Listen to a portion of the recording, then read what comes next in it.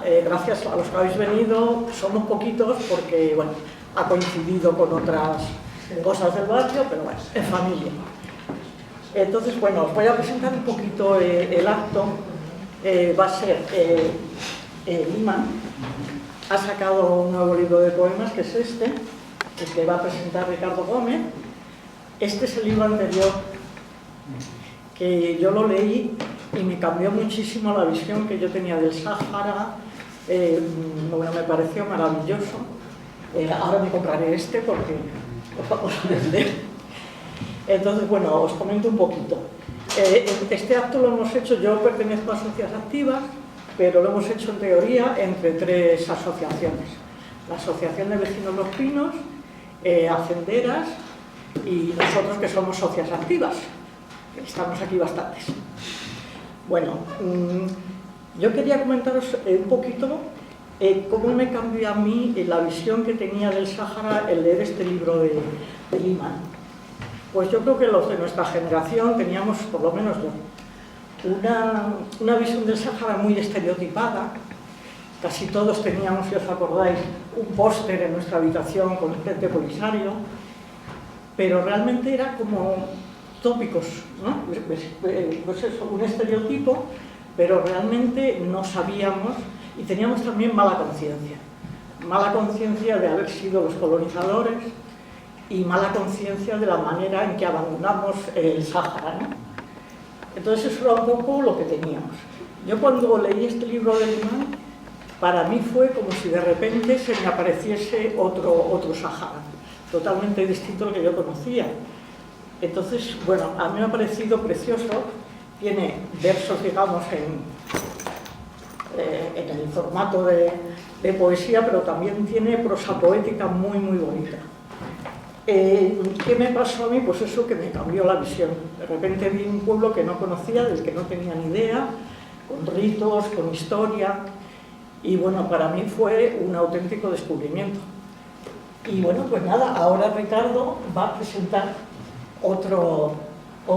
el libro que ha sacado nuevo, y yo quería bajarme allá y que subiese Emilio, porque aparte de eso, yo creo que lo que también vamos a hablar, o van a hablar, yo creo que Emilio, que está ahí atrás, va a hablar de lo que es el proyecto Bubiser. El proyecto Bubiser es otro milagro, ¿no? Lo que estaba comentando antes, para mí fue un milagro que una persona fuese saharaui y fuese poeta, ¿no? Es decir, qué visión tenemos que no nos cabe sobre la cabeza, ¿no? Y también es otro milagro el proyecto Bubiser. El proyecto Bubiser es un proyecto de bibliotecas, primero ambulantes, ¿no? No sé, ¿cuántos años lleva el proyecto? Ya 15 años. 15, lleva 15 años. Entonces, primero fue pues poco a poco, a base de furgonetas, ambulantes, pero luego ha sido crear bibliotecas físicas en los campamentos de Pindur, que claro, bueno, para mí me parece un auténtico milagro, ¿no? Y yo creo que ahora mismo casi todos los campamentos, todos los campamentos, los asentamientos grandes, tienen una biblioteca. También al principio empezó siendo más bien para niños, y ahora yo creo que ya pues, los niños han hecho jóvenes, también para las madres, para las personas mayores, y es un milagro realmente, ¿no? Es un sitio además de socialización, donde se puede leer, donde se puede estudiar, y yo creo que para nuestra vergüenza como españoles es el que está manteniendo el español en lo que ellos llamaban la provincia del Sáhara, ¿no? Una labor que tendría que hacer el Instituto Cervantes, desde mi punto de vista, ¿no? de enseñar el español, de apoyarlo, pues lo está haciendo una asociación, por supuesto sin ánimo de lucro, y de una manera, a mí me parece ejemplar, ¿no?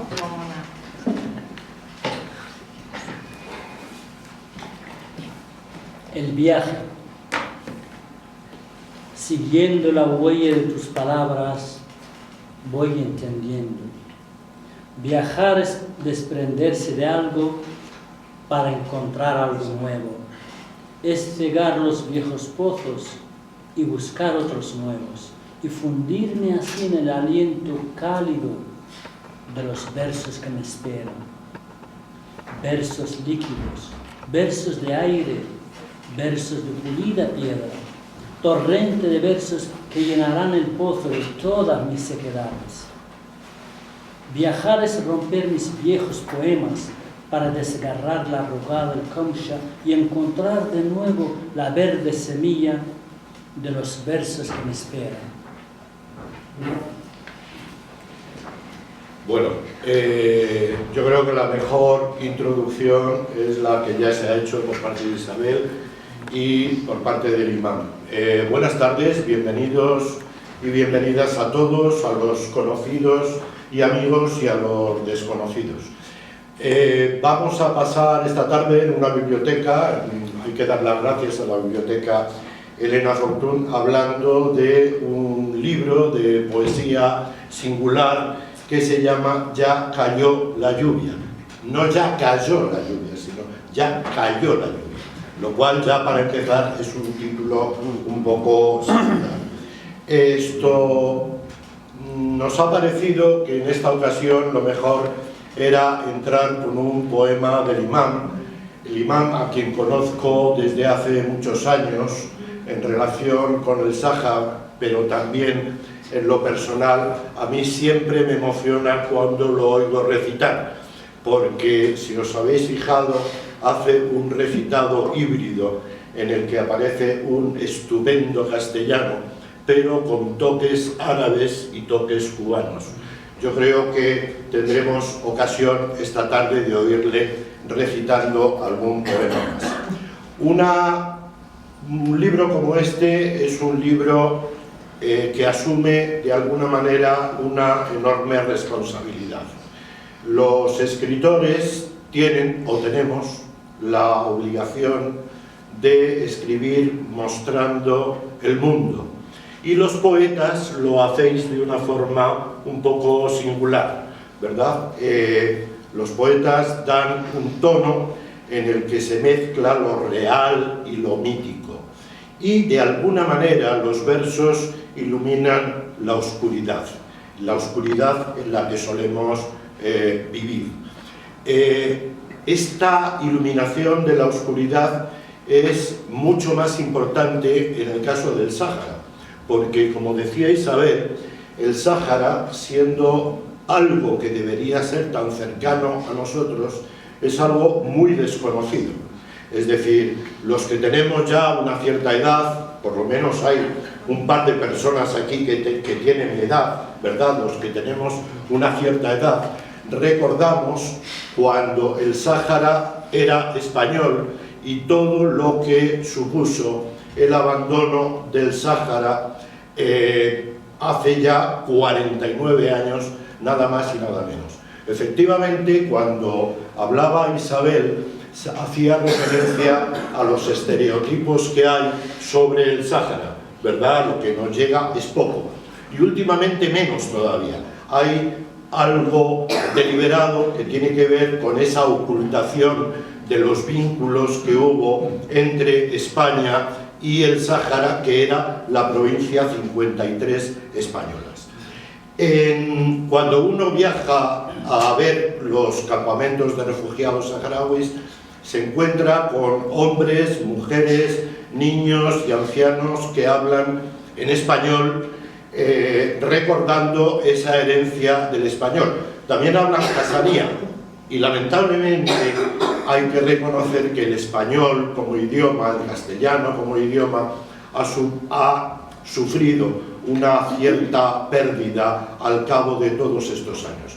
Pero hay una voluntad de los saharauis de mantener el español como seña de identidad en un África que es muy variada y que es árabe. En ese sentido, un libro de poesía como el del imán, como digo, ilumina lo que hay allí y los vínculos que hay entre nuestro país y ese país que anda por ahí, que no tiene todavía un reconocimiento legal y que tenemos un poco abandonado.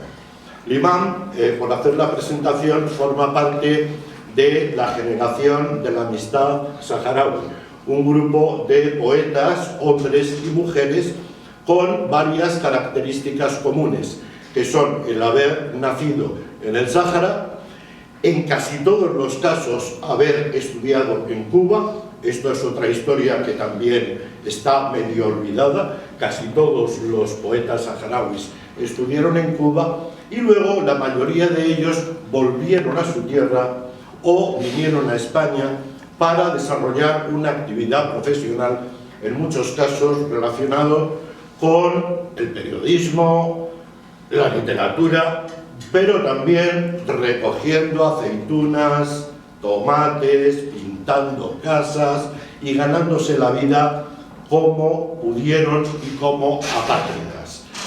El resultado de esta generación de la amistad es que hay, como digo, varios poetas que han escrito ya poemarios o novelas que tratan sobre el Sáhara. Este libro que tenemos delante, por cierto, es un libro precioso, es un libro publicado por una editorial que es una de las editoriales más importantes de España en el mundo de la literatura infantil y juvenil, pero también de cierta literatura adulta, y es un libro desde el punto de vista físico del que enamorarse, no solamente por la cubierta, por los poemas, por las ilustraciones, el papel, etcétera, etcétera. Los libros, aparte de tener un contenido, también representan algo como objeto.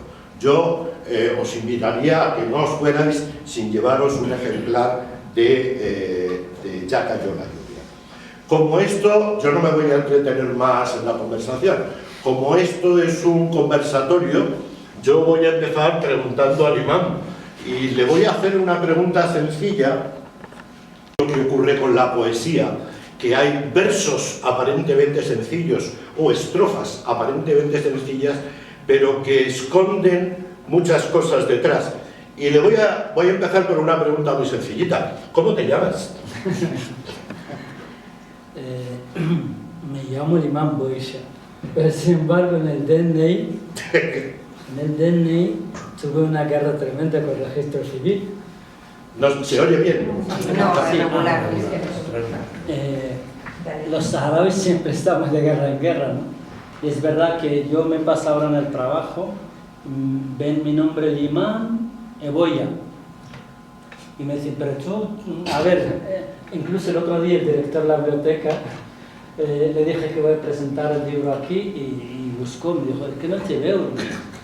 Y entonces tuvo que entrar en Google, buscarme, ¿no? Y cuando vio Imán Boisha mi foto, dijo, ah, sí, sí, porque el nombre que tengo en el DNI no coincide con el de... Bueno, son historias que nos pasan, porque en el registro civil aquí han elegido, en vez de mi apellido que es Boisha, eligieron Eboya, que es, digamos, el apellido de la familia, ¿no? Esa es una historia además, ¿verdad? Que tenemos que estar constantemente explicando, ¿no? Sí, eso tiene que ver, como digo, con la poesía. A veces hay cosas sencillas que esconden toda una vida, ¿verdad? Porque el caso de muchos saharauis es de personas nacidos en lo que antes era el territorio saharaui, pero que luego están inscritos en el Sáhara, están inscritos en Mauritania, que tienen el pasaporte, que es argelino. Es un poco la historia de muchos de los refugiados que vienen a España, y en particular de los procedentes del Sáhara que España no reconoce como país. Estamos empezando bien porque ya sabíamos que eras Imán Boisha, pero hay algo detrás, ¿verdad? Porque si le volvemos a preguntar otra cosa sencilla, como por ejemplo, Imán, ¿cuándo naciste? No lo sé. Sí. Todo el mundo tiene su fecha de nacimiento, ¿verdad? Todo el mundo tiene su fecha de nacimiento, que suele ser cierta. Es decir, si a uno le dicen que nació el 15 de marzo, salvo que sus padres fueron unos desalmados y conchavados por el registro civil, nació un 15 de marzo. Pero nosotros hace nada,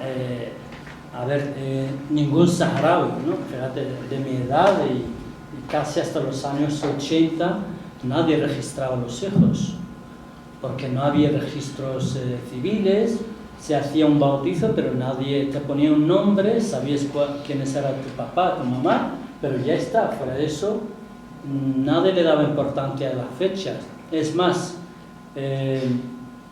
si preguntas a un saharaui mucho mayor que yo, en vez de decirte nací el año 73, yo más o menos acercándome a tu pregunta, te diría, puede ser el 72, pero quizás el 73, aunque en mi DNI pone el 74. Y yo digo, pero me están fastidiando, me voy a jubilar más tarde, quiero. ¿Por qué no me han puesto el 70? No me enfadaría porque me jubilaría antes, si puedo. Pero con menos en la seguridad social, ¿eh? Son muy listos. Los de la seguridad social son muy listos. Puede que te jubilen antes, pero con menos dinero. Exactamente. Bueno, esta pregunta de cuántos años tiene está relacionado con uno de sus poemas, ¿verdad? Porque esto lo puede desarrollar un poquito más adelante Limam. Es verdad que en esos tiempos un poco míticos, cuando se habla de las fechas de nacimiento, no se habla de 1952 o del 47, sino que se habla de otras cosas distintas. Y Limam tiene un poema que está en la página 48, el que tenga el libro, que se llama Los años, que yo te pediría que leyeras y explicaras la primera estrofa. Bueno, explicar lo que quieras. Sí. Yo creo que prefiero explicarle un poco contextual. Es una de las cosas que a mí me pasa también, y pasa de lo que decía Isabel, de verdad, que cuando uno lee Ritos de Jaima o lee el epílogo que ha escrito Ricardo, que por cierto, igual que lo que decía Isabel, que es verdad que cuando uno lee el libro empieza a entender, no solo entiende mucho más que el tema político, ¿no? Pero igual que este poemario también, aunque uno no haya leído Ritos de Jaima, por contextualizar es importante, casi una recomendación, leer el epílogo que escribió Ricardo, porque te pone en contexto. Y ya los poemas se leen de otra manera, ¿no? Entonces lo que pasa con los años, lo que decía Ricardo, pues si tú decías a alguien que nació el año 52, un saharaui que nació el año 52 probablemente te dice, yo nací el año de la vacuna, porque fue de los primeros años que los españoles vacunaron a la población saharaui contra el sarampión o contra la poliomielitis, ¿no? Y muchos saharauis se acuerdan de eso. Los niños que nacieron, o niñas en este año, actualmente te dicen, yo nací el año de la vacuna. O te dicen, yo nací el año de la visita de Franco. Franco visitó el Sáhara. Ese año, los niños o niñas que nacieron, los saharauis, en vez de decirle, creo que no sé cuándo Franco visitó el Sáhara, 50 y algo, 60 y algo, no importa, pero bueno, total. O el año de la carrera de camellos, o el año de la inundación del pozo de Najin, porque ocurrió una tragedia en el que hubo una sequía tremenda aquel verano. Y mucha gente nómada se fueron a un pozo muy famoso en el Sahara, todos querían recoger agua al mismo tiempo, y el pozo cedió, murieron 5 o 6 personas. Pues ese acontecimiento es muy recordado en el Sahara, y los niños que nacieron por esa fecha te dicen actualmente, yo nací el año del derrumbe del pozo Najin, o el año de la lluvia de estrellas, o el año de robo. Cuando los españoles establecieron bien el Sahara, hubo un año, no recuerdo si era el 50 o el 50 y algo, en el que los españoles empezaron a recoger impuestos. Y no tuvieron el detalle de explicarle a la gente en qué consistía el impuesto y por qué lo recogían. Pues iban al desierto, a los nómadas, en sus campamentos, venían y contaban la cantidad de población que había, los camellos, las cabras que tenían, y hacían su cálculo y les quitaban 2 o 3 camellos, 4 o 5 cabras, y se iban. Entonces la gente llamó a ese año el año del robo. Y hay una infinidad de nombres que la gente que estaba en el norte del Sahara tenían también sus propios nombres, de años, la gente en el sur, y la verdad a mí me pareció algo no solo muy saharaui, porque realmente es verdad que hay calendario cristiano, hay calendario musulmán, judío, etíope, de muchas culturas, y la cultura saharaui ella misma creó su propio calendario, ¿no? desgraciadamente ha desaparecido con la guerra, y me pareció que los nombres, la mayoría eran tan poéticos que dije, esto merece un poema, y le llamé Los años. Lo empecé con un poema de Mario Benedetti que me pareció muy adecuado. Los años son un pozo de memorias. Mi padre me dijo, yo nací el año de los dientes verdes de los dromedarios. Ahora yo me pregunto, ¿qué hemos hecho de nuestros años tan lejanos y estrechos? ¿Se esfumaron en el aire como haces de leña? Buscad los años en la poesía, huesos de la memoria, como nuestros antepasados. Nuestros años son versos, como una lluvia de estrellas, como la hermosa hierba o el parto de las abejas. Estos son nuestros años, abandonados, esqueletos trágicos como grandes tormentas, como una lluvia roja o un vendaval de langostas. Y no estos otros, incipientes y artificiales, que ahora colgamos en el almanaque de nuestros sueños. Muy emocionante. Hay que decir, Imam lo explica en otras ocasiones, que ese año de los dientes verdes de los camellos es lo que ocurrió después de una lluvia que permitió que la hierba creciera, con lo cual incluso los camellos tenían los dientes verdes, ¿verdad? De tanto comer precioso, ¿no? Es una de las cosas, bueno, esa es la ventaja de los poetas, ¿no? Que ven un poquito de hierba y de ese poquito de hierba hacen un verso, un poema, etc. Bueno, insisto, como esto es un conversatorio, seguimos. No sabemos cuándo nació exactamente, no sabemos muy bien exactamente tampoco dónde, porque podríamos preguntar, pero no se sabe dónde. Y yo preguntaría, bueno, y ahora, ¿dónde estudiaste y cómo estudiaste cuando eras pequeño? Porque en el libro, por cierto, es un libro ilustrado por un pintor también saharaui. Es verdad que cuando uno visita el Sáhara no solamente se encuentra con poetas y escritores, sino que también se encuentra con ilustradores. Este libro está preciosamente ilustrado por un pintor saharaui que se llama Muluk Jeslem, ¿verdad? Y hay algunas ilustraciones como estas, un cuenco del que caen letras, ¿verdad? Esto hace referencia a otro de los poemas que hay aquí y tú puedes explicarlo quizás, ¿no? Sí. Y está claro cuál es el poema que vas a leer a continuación. Explica. Sí, antiguamente es verdad que por ejemplo, yo una de las cosas que cuando empecé a leer sobre la historia del Sáhara, estando estudiando en Cuba, siempre me llamó la atención que los historiadores, la mayoría lógicamente eran españoles, ¿no? Que hablaban de la historia solo desde 1884, que es más o menos la fecha en que empezó la colonización del Sáhara.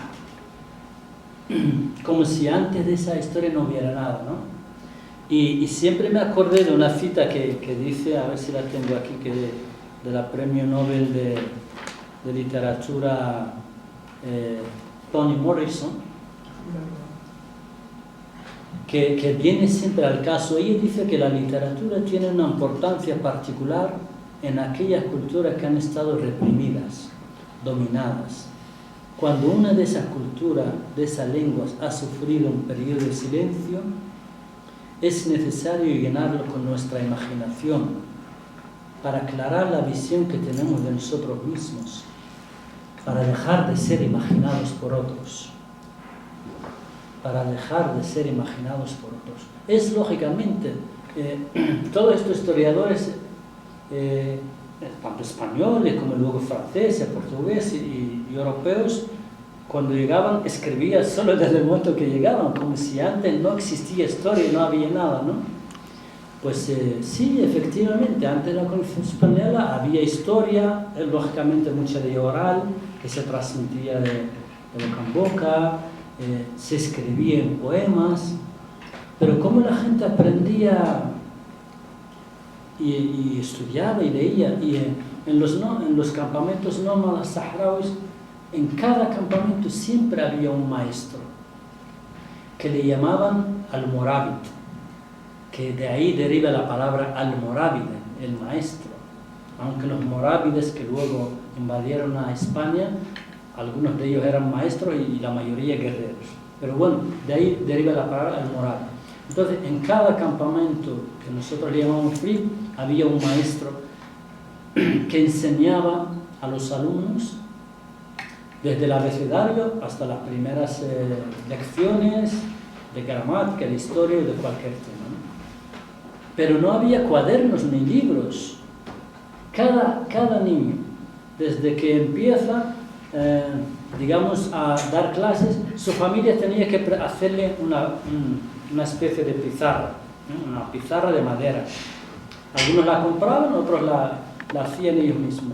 Y es lo único que traía el niño o la niña, qué pena que no tengo ahora el libro de los versos de la madera, pero bueno, una tabla, ¿no? de esa forma, ¿no? Entonces, los niños y las niñas se reunían en torno al morábid y les empezaba a escribir la lección. Primero el abecedario y luego lecciones. Cada maestro, cada morábid tenía una concepción, lógicamente, de la clase, pero la mayoría creían ciegamente que la mejor manera de memorizar, porque la mayoría de las lecciones eran memorizar, era beberse la lección. ¿Y cómo se bebía la lección? Pues después de la clase, cada niño tenía que traer un cuenco y el maestro colocaba en el cuenco, como la imagen que puso Ricardo, colocaba ese cuenco así y el maestro echaba agua encima de la pizarra y abajo había siempre un cuenco vacío. La lección se mezclaba con el agua. La lección está escrita con carbón, se escribía con una pluma, la tinta se hacía de algunas hierbas y con carbón. Entonces esa lección se mezclaba con el agua y te decía, bébetela, tómatelo que te va a fecundar la mente. Eso yo lo viví de pequeño también, y siempre bebía y a veces ocurría la magia que memorizaba y otras veces no. Pero me parecía muy literario, ¿no? Muy poético. Así que yo le dediqué también un poema que se llama Yo bebí los versos de la madera.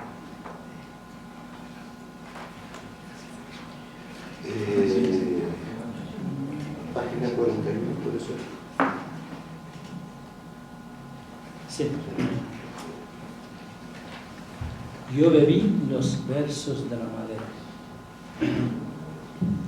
En mi infancia yo bebí los versos de la madera. Un almorábid me enseñó a fundirlos en el alma. En su mano colocó una lisa madera, castaña de rostro bello.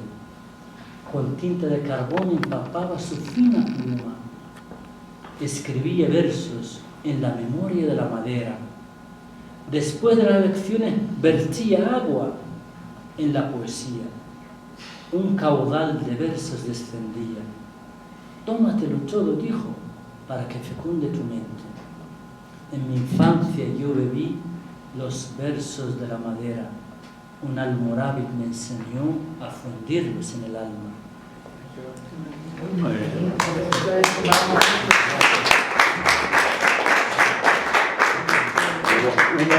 Una de las características de todos los poemas del imam es que tras cada poema hay una historia. Hay poetas que prefieren que tras un poema haya una imagen, un sentimiento, un recuerdo concreto, pero yo creo que una de las características de los poemarios del imam es este. Y podríamos hacer la referencia, por ejemplo, a Ritos de Haydn, como decía Isabel, donde todo poema es explicado mediante un tratado, por así decirlo, sociológico sobre cada uno de los muchísimos ritos que tienen los saharauis. De hecho, si alguien no conociera al imán y no supiera de dónde viene, se podría encontrar con algunos poemas difíciles de entender, ¿verdad?, de explicar. Digo que una de las características es que detrás de cada poema hay una historia. Ya sabemos que él bebió los versos de la madera, pero además de beberse los versos de la madera, él viajó a Cuba. Muchos de los escolares, niños y niñas de la generación de Imán acudieron a Cuba cuando Cuba era un refugio del internacionalismo. Cuba no solamente daba alojamiento y educación a los cubanos, sino también a los angoleños, a los mozambiqueños y a muchos pueblos africanos. Y en ese sentido, el imán estuvo en Cuba, estudió en Cuba. Hay que imaginar, esto todavía no lo has contado, esto todavía no lo has escrito, pero él habla de que cuando fue a Cuba tenía aproximadamente 8 años, ¿verdad? Hay que imaginar a un niño de 8 años que ha nacido en un frig, que no ha conocido nada más que la arena y el desierto y una jaima y los camellos y las cabras, que le lleven a un puerto, que le metan en un barco, que durante una semana no vea otra cosa que el mar y que llegue a un territorio desconocido, ¿verdad? Esto, si no recuerdo mal, todavía no lo has contado en ningún poema.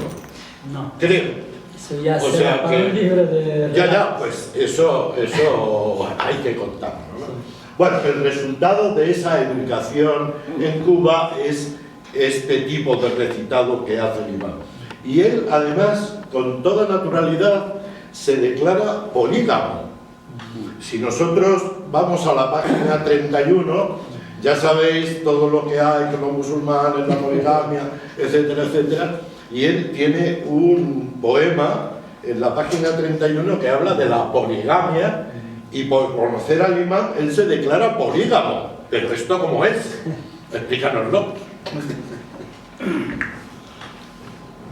Poligamia. No quiero hacer arrugadas aclaraciones, ni leer un prospecto sagrado. Tampoco quiero hurgar en la historia de la herida, pero cuando veo algunos rostros hirsutos, más bien pienso en otra cosa y digo, esta vez hablaré claro, rotundo. Yo soy un hombre que practica la poligamia y cuento con una ventaja. Mi religión me lo permite. Eso es todo, y lo confieso en alta voz, al amigo y al desconocido, al vecino con su expresión devota y a ella, mi querida Aurora. Tengo cinco amantes: Sáhara, Cuba, Canarias, Asturias y Cantabria, y a todas las quiero por igual.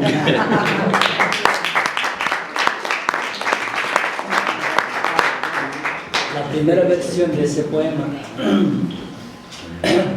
era solo el Sáhara y Canarias, y Sáhara, Cuba y Canarias, por ese orden.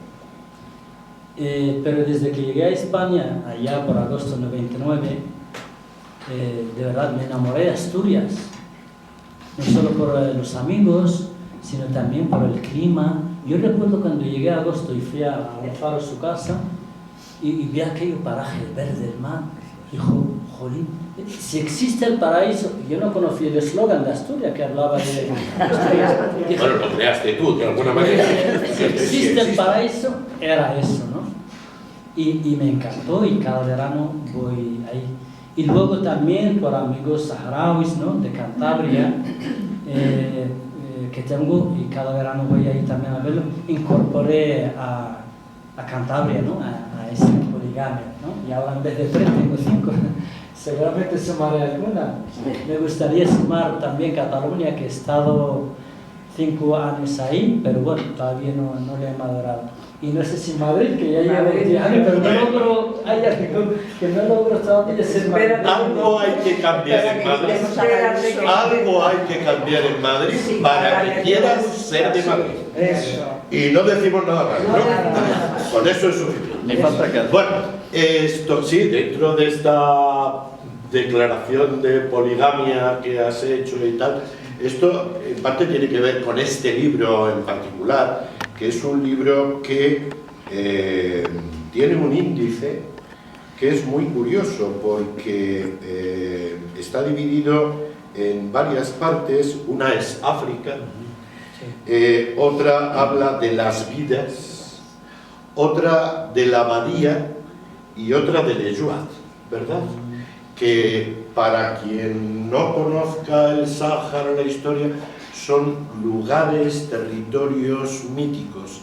Y aquí conectamos con esta declaración de poligamia por Asturias, el paraíso, y hay algo, volviendo otra vez a esta lectura un poquito deslumbrante, en la página 52, le estoy guiando el recitado, pero podéis pedir otros poemas, o tú mismo, yo te guío esto. Además, yo no voy a intervenir mucho más porque seguro que tenéis que hacer preguntas o comentarios y todo esto.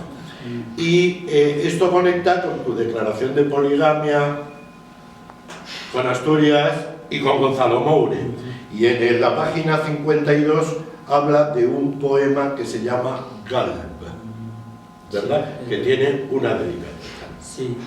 Es verdad que todo arranca,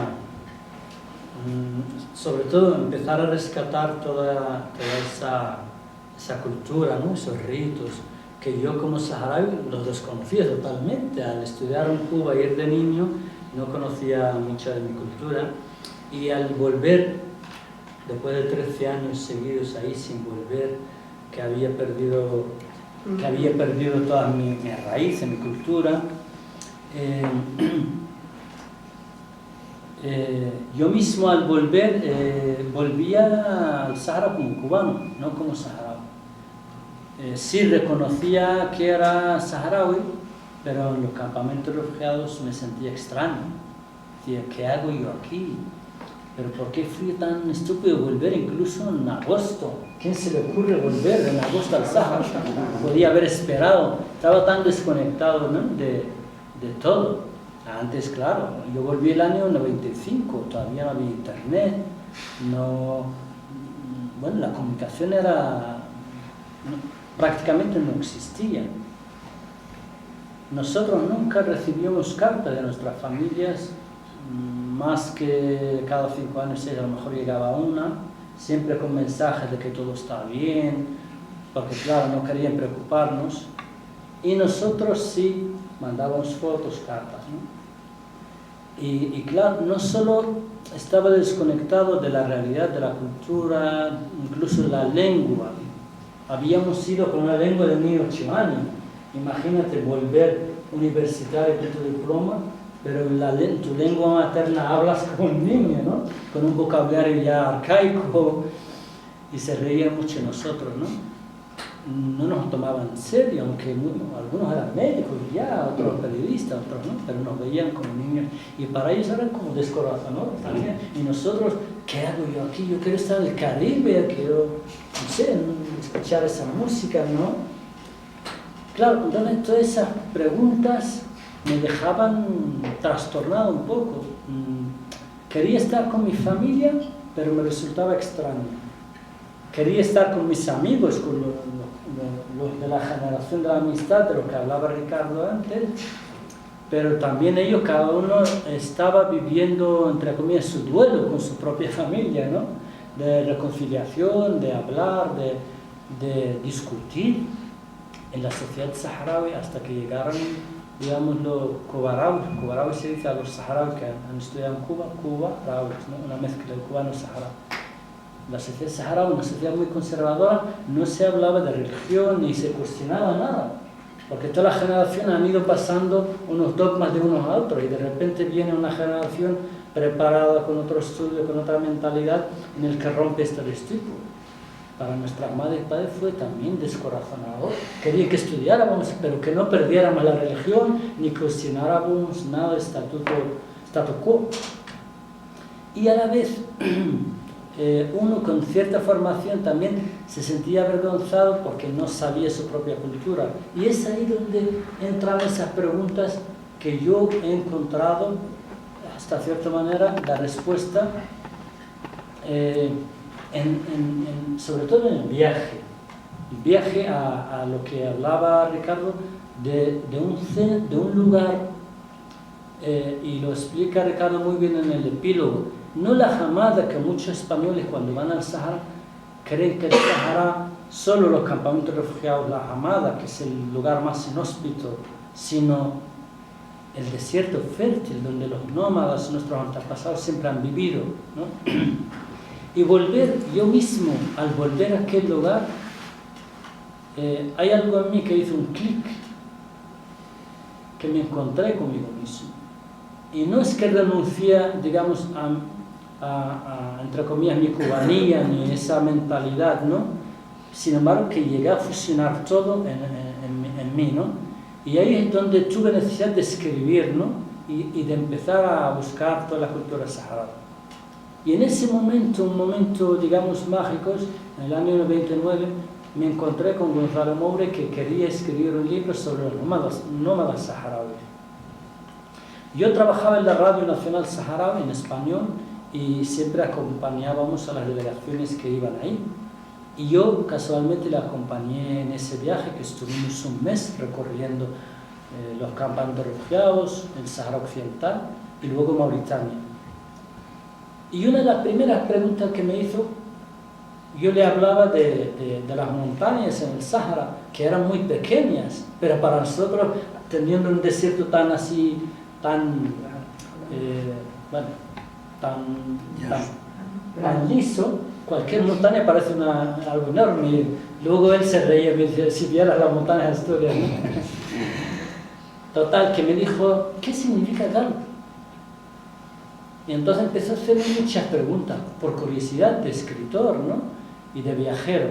Y yo le digo, Galo es un corazón. Tiene dos acepciones. Una, corazón, nuestro corazón, y a la vez las montañas del Sahara, la mayoría tienen forma de corazón y por eso le llaman también Galo. Y de repente me dice, ¿por qué no escribes un poema sobre esto? Y ahí realmente es donde arranqué el poema, que se llama Galo. Y se lo he dedicado a él por esta pregunta. Galo. Me pregunta un viajero, ¿qué significa Galo? Digo yo, por ejemplo, que Mijik es un lunar en el vientre de esta tierra, que Ziza, por ejemplo, es pecho en lengua bereber, y que el ala de una duna puede tocar el mar del cielo. Digo yo, por ejemplo, que en las altas cumbres de prismáticos amaneceres, frotando su piel, hay mucha vida dormida, que en la arena pasajera hay platillos estacionados, islas que emergen desde el océano de la nada. Un galo puede ser, por ejemplo, el nombre de una muchacha esculpida entre las pestañas de una cueva. Como Tiris es el ombligo del Sahara, Galo es un corazón de piedra. Luego, cuando uno viaja un poco, se encuentra con las dunas, ¿verdad? Y se encuentra con montañas, se encuentra con los galos. Pero luego la tradición habla de que las novelas de infancia saharauis, en muchos casos, paradójicamente, son novelas que tratan sobre el mar. Porque, claro, muchos de los saharauis nacieron en los territorios costeros. Seguramente os sonará el nombre de Villacisneros, de Dagla, ¿verdad? En aquellos tiempos en los que se hablaba del Sahara. Y eso me lleva a un libro de un colega tuyo de la generación, que es el de Pirri, que es El amor en la villa del Mar Blanco, ¿verdad? Que se acaba de publicar también otro libro saharaui.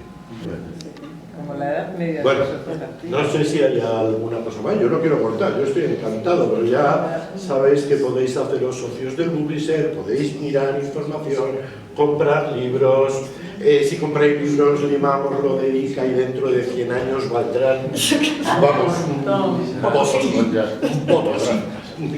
Ricardo Bueno. ha escrito un libro que se llama El cazador de estrellas, por si Bueno. a lo mejor está aquí en la biblioteca. Ganó el premio al andar y es muy recomendable. También lo mando Es- a la vez. Muchas gracias, pero lo importante es que estamos aquí hablando de tu libro, como si fueras...